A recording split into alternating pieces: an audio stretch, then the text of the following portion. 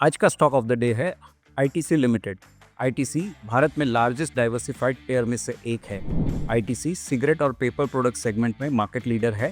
Strong room inventory के साथ revenue और प्रॉफिटेबिलिटी के हिसाब से आईटीसी दूसरी सबसे बड़ी लार्जेस्ट होटल चेन्स भी है। कंपनी की 2 मिलियन से ज़्यादा डिस्ट्रीब्यूशन रीच है, जो वो अपनी कंज्यूमर गुड्स के बिजनेस को स्केल अप करने के लिए और अपने बिजनेस मॉडल को डी रिस्क करने में इस्तेमाल कर रही है। सिगरेट बिजनेस के वॉल्यूम ग्रोथ सस्टेन रहने की एक्सपेक्टेशन है, वहीं एफएमसीजी बिजनेस के आउटलुक में इम्प्रूवमेंट नज़र आ रहा है, जबकि पेपर प्रोडक्ट्स बिजनेस में ग्रेजुअल रिकवरी एक्सपेक्टेड है। एसेट हैवी होटल बिजनेस के डीमर्जर के बाद आईटीसी की रिटर्न प्रोफाइल आने वाले सालों में सब्सटेंशियली इम्प्रूव होगा।